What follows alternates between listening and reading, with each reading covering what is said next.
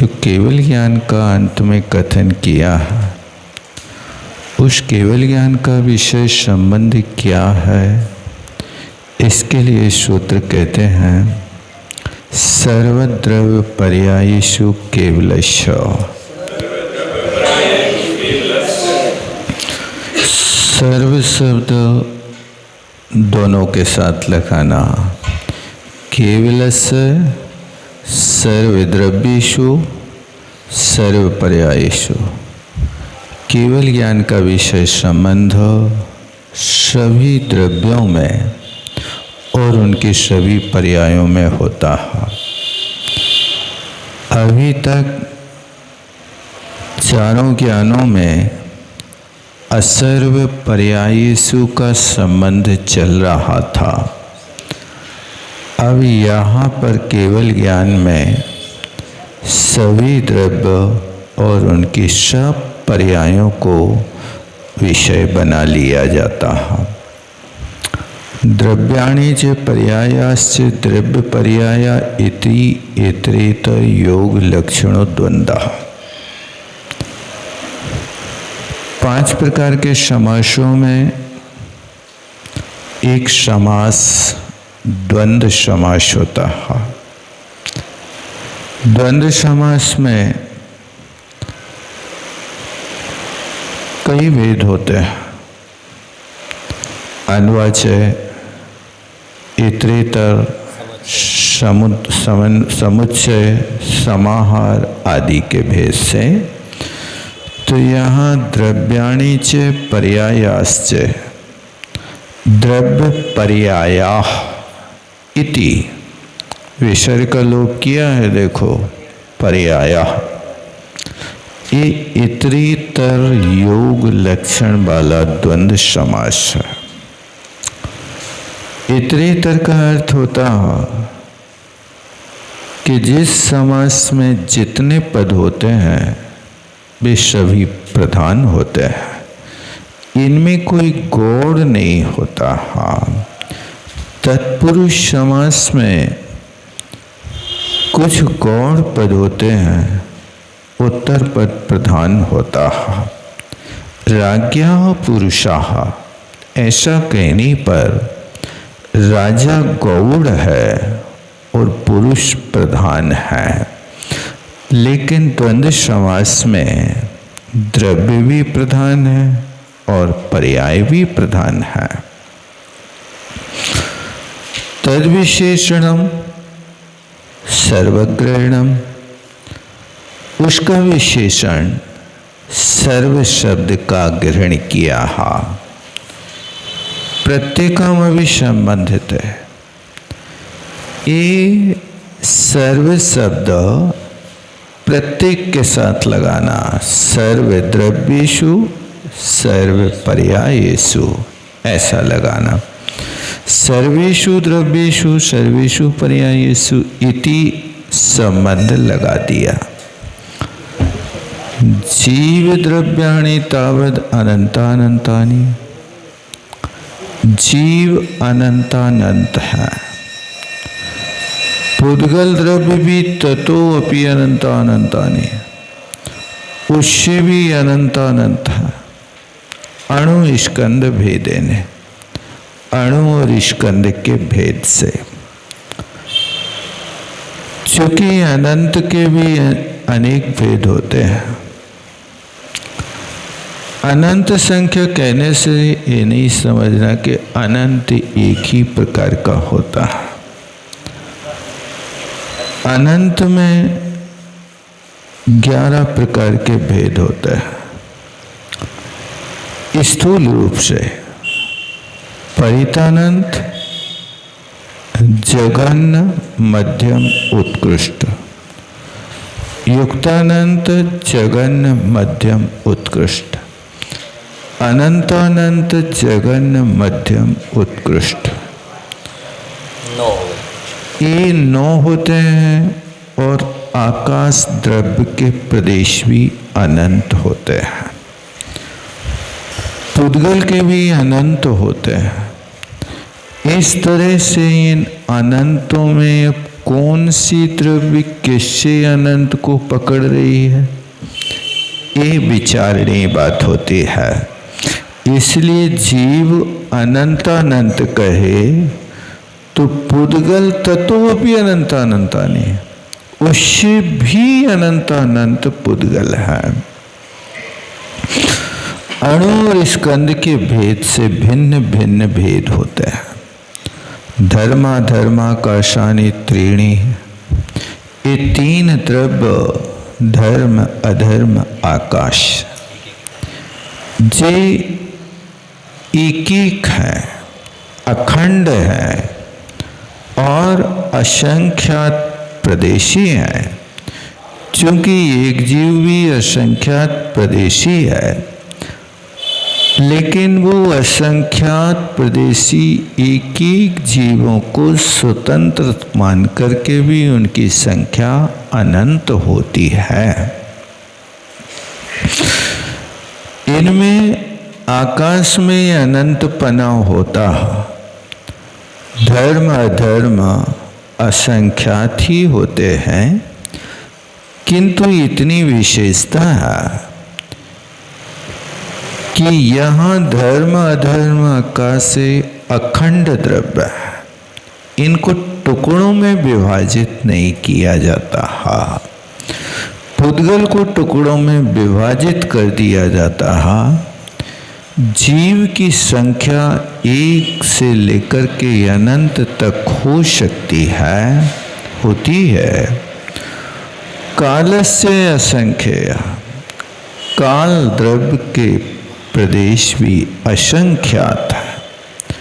तेषां पर्यायस्य त्रिकाल भुवा, काल द्रव्य की पर्याय त्रिकालवर्ती होती हैं। भूतकाल, भविष्यकाल, वर्तमान काल सिर्फ एक समय का होता है।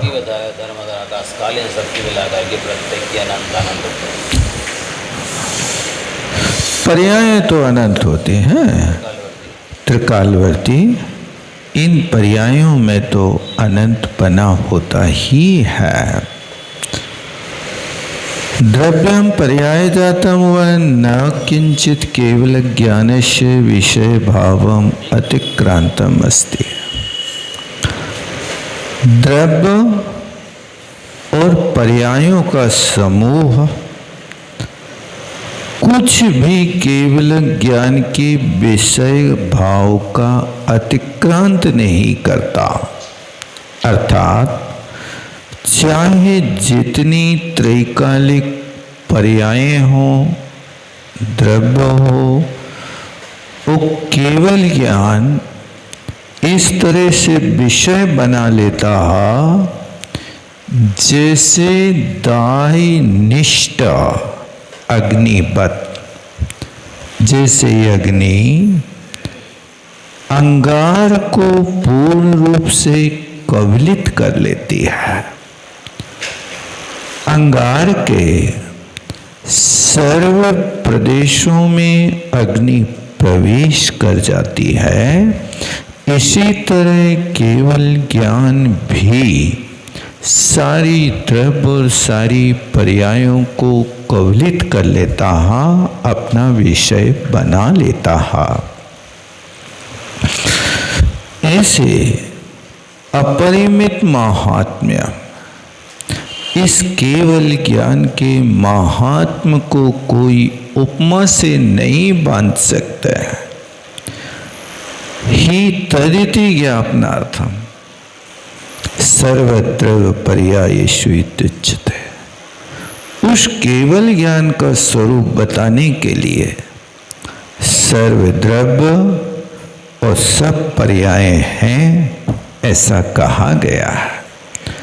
इस प्रकार यहाँ तक ये पांचों प्रकार के ज्ञान का विषय भेद,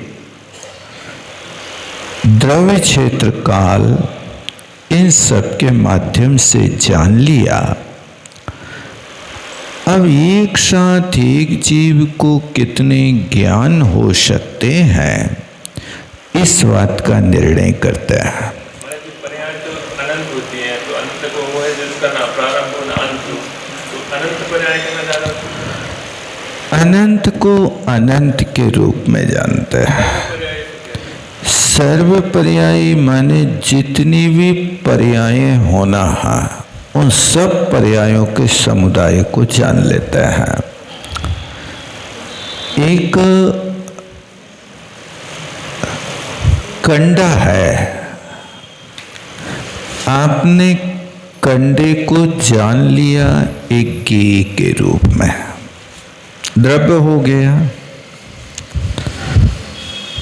उस कंडे में आग लगाने पर धुआं के कितने प्रदेश बैठे हैं? जितना कंडा है उस कंडे के बराबर धुआं को नाप नहीं सकते। धुआं तो गगनचुंबी हो जाता है, और उस धुआं में जो जितने भी प्रदेश हैं वे सब उस कंडे रूप द्रव्य की पर्याय है। अब उसको आप धुआं के कितने कण हो रहे आपकी गिनती में नहीं आएगा, लेकिन जब तक कंडे की इतिश्री नहीं हो जाएगी तब तक उस कंडे के धुएं को आप गेय बना सकते हैं। इसी तरह यहाँ पर उस पर्यायों को अनंत कहा। उस कंडे के धुआं के प्रदेशों की आपके पास गणना नहीं, बिना गिने भी, लेकिन उनको सबको देख तो रहे हो कि यहाँ से लेकर के यहाँ तक इतने धुआं के प्रदेश इस कंडे से निकल रहे हैं। अंत नहीं करना, यदि अंत कर दोगे तो फिर केवल ज्ञान में अनंतता सिद्ध नहीं होगी। केवल ज्ञानी सिद्ध भगवान को जान रहे हैं,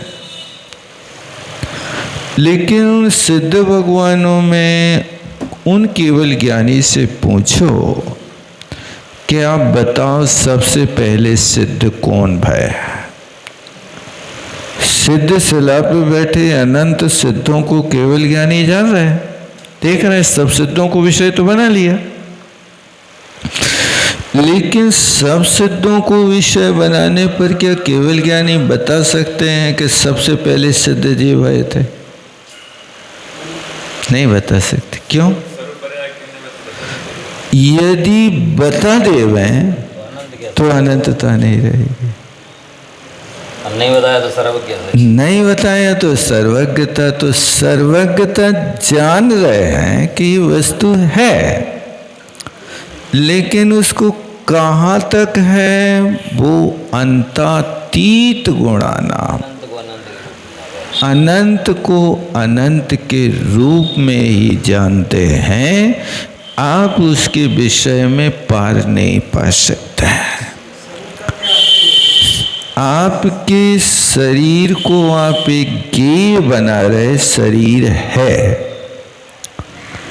लेकिन उस शरीर के एक एक परमाणु का तुम उपयोग कर रहे प्राणों के रूप में। किंतु आप बता सकते कि शरीर में स्पर्शन इंद्रिय के कितने परमाणु हैं? उस स्पर्शन इंद्रिय में भी 8 प्रकार का स्पर्श है, तो उसमें ठंड के कितने परमाणु हैं, गर्म के कितने परमाणु हैं, हल्के के कितने हैं, भारी के कितने हैं, रूखे के कितने हैं, चिकने के कितने हैं, जबकि 8 प्रकार का स्पर्श संबंधी विषय शरीर में है। आपके निकट होकर के भी उस पर्याय को आप पूरी नहीं जान सकते। इसी तरह केवल ज्ञानी भी वस्तु को गेय बना रहे हैं, लेकिन अंत को बताएंगे तो उसका आदि प्रारंभ हो जाएगा, अनादिपना सिद्ध नहीं हो पाएगा। ये है, इसलिए कहा ज्यों को त्यों सरतानो। वस्तु जैसी है वैसा श्रद्धा करो। अन्य तरीके से जानने की कोशिश करोगे तो सफलता नहीं मिलेगी।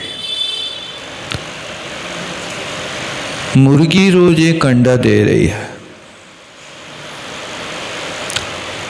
कितने अंडे दे सकती है? अब वो अंडे देती जा रही है। क्या अंडों का ढेर उसके पेट में लगा है? क्या है तो अंडे तो है, रोज एक अंडा दे देती है, लेकिन वो अंडों को उत्पन्न करने की पर्याय रूप योग्यता की शक्ति तो उसके पास है, लेकिन आप 10-20 अंडे उसके शरीर से निकालना चाहो तो नहीं मिलेंगे। लेकिन 10-20 दिन तक यदि आप चाहो तो उससे एक एक पा सकते हो, क्योंकि नूतन पर्याय बनाई जा रही है। एक क्रमवर्ती पर्याय को आप बना सकते हो। उस पर्याय में संकलन नहीं है कि आप एक मुर्गी के जीवन के पूरे अंडे निकाल लो। वही बात पर्याय की स्कूलों में समझाते थे ना, देती थी होठ वो सारे, ऐसा कुछ आता था ना, सारे अंडे साथ निकालो, मुर्गी को चाकू से मारो, ऐसा कोई 5वीं 6वीं क्लास में आता था ना। और उस मूर्ख ने एक साथ पाने के लिए चाकू चला दी, उस पर बेचारी मर गई, एक भी अंडा नहीं मिला। तो उसके पास वो पर्याय को उत्पन्न करने की क्षमता है, लेकिन वो पर्याय अनंत उत्पन्न होती जाए तो उस अनंत पर्यायों को जानता जाएगा। अभी वो पर्याय उनके साथ योनिभूत है। इस तरह से केवल ज्ञान के साथ भी जानना। आह विषय निबंधो अवधता मत्यादीनाम, कहते मति ज्ञान आदि के विषय संबंध का तो निश्चय हो गया। मति आदि माने 5 ज्ञानों का विषय क्या है ये हमने समझ लिया। इदंतु न निर्ज्ञातम एकस्मिन् आत्मनि स्वनिमित्त सन्निधान उपजनित वृत्तिनि ज्ञानानि योगपद्धीनि कति भवन्ति इत्यत उच्यते। किंतु हमने ये बात नहीं जानी, ना निर्ज्ञातम नहीं जाना, एकस्मिन् आत्मनि एक आत्मा में स्वनिमित्त से, स्वनिमित्त के सन्निधान से उत्पन्न होने वाले ज्ञान एक साथ कितने हो सकते हैं, ऐसा यदि पूछते हो तो इसके लिए सूत्र कहते हैं। कति शब्द के रूप कैसे चलते हैं?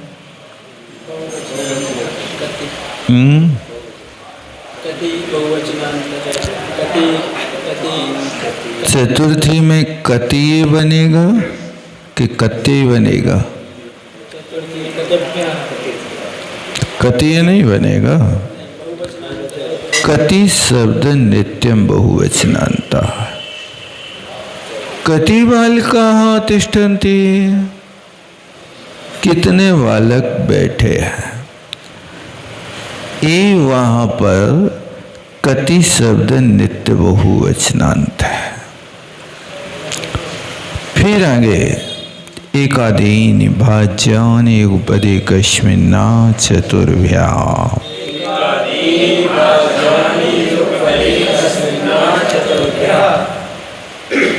एक आदीनि युगपत् एकस्मिन् आचतुरेभ्यः भाज्यानि। एकस्मिन माने एक आत्मा में, सप्तमी विभक्ति है। एक आदिनी, एक को आदि लेकर युगपत एक साथ चतुर्भ्या चार ज्ञान तक हो सकते हैं।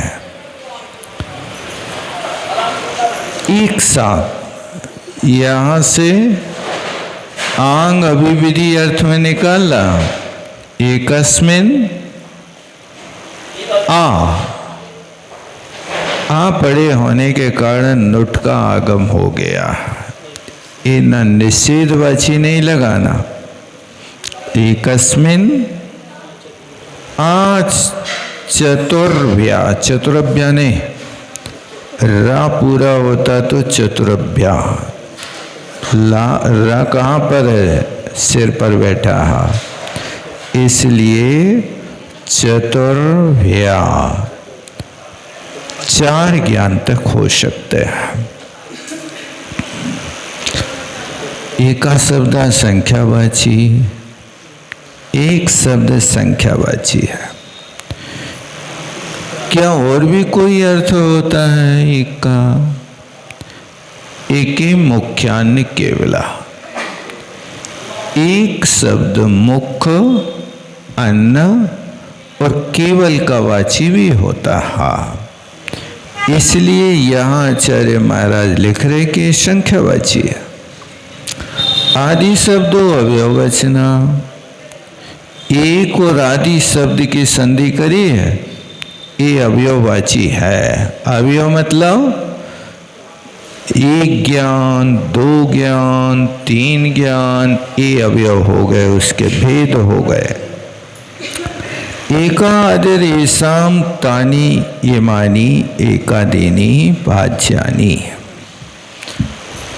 कौन सा समास है ये?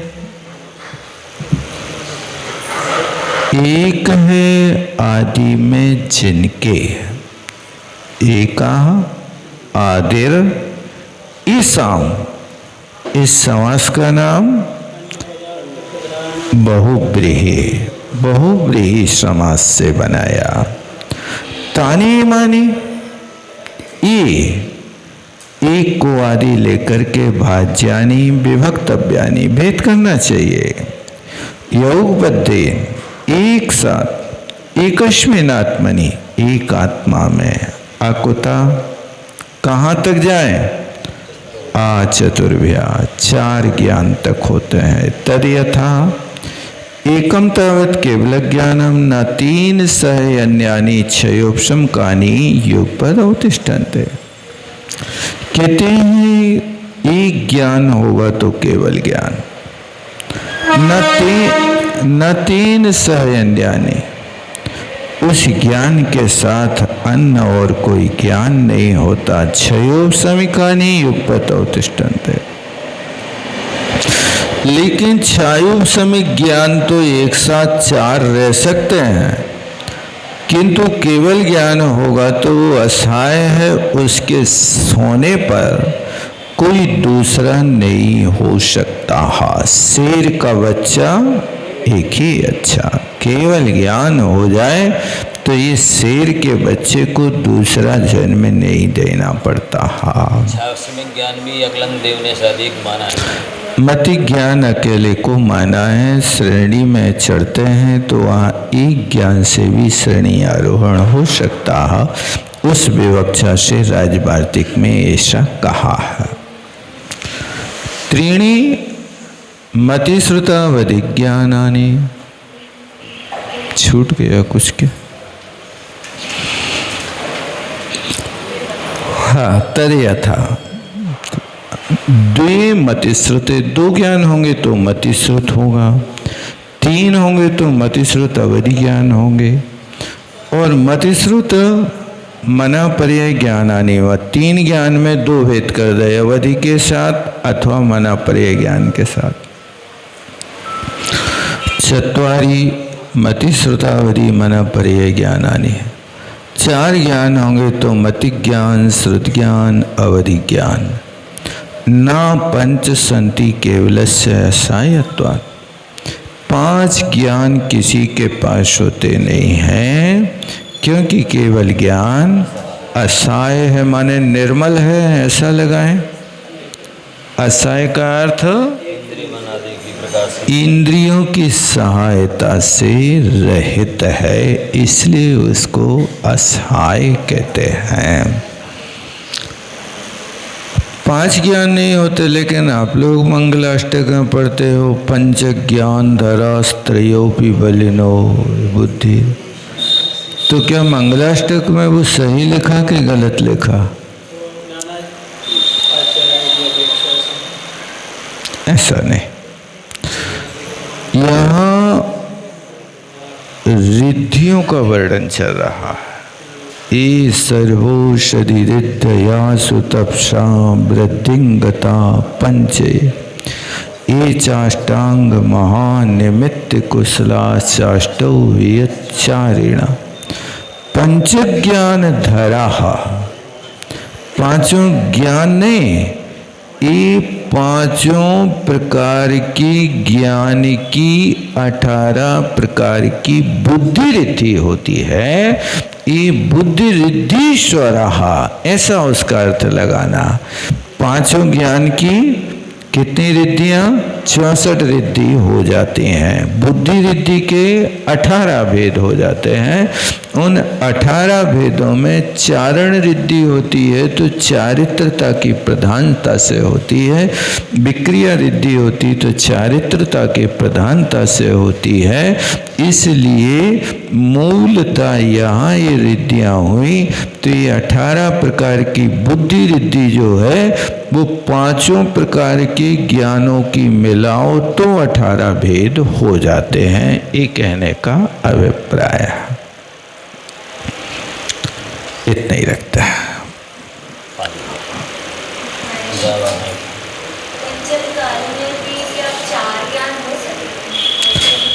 निश्चित नहीं है।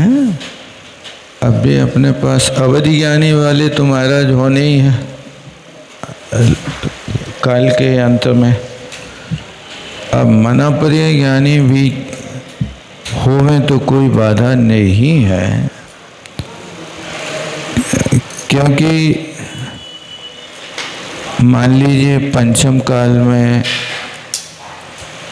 5 श्रुत केवली, कितने 5 श्रुत केवली हुए।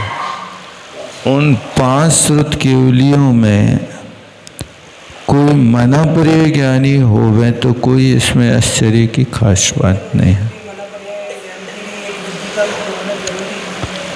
हाँ, तो जहाँ पर श्रुत ज्ञान हो जाता है ना, श्रुत ज्ञान होने पर, द्वादशांग का ज्ञान होने पर रिद्धि तो होना ही कंपलसरी है, अन्यथा हो। क्योंकि वहाँ पर जहाँ 10वां पूर्व उत्पन्न होता है तो इसमें रोहिणी आदि 700 महाविद्या और 500 लघु विद्याएं हो ही जाती हैं। जवाणी के ज्ञान से सुजय लोकालोक शोवाणी में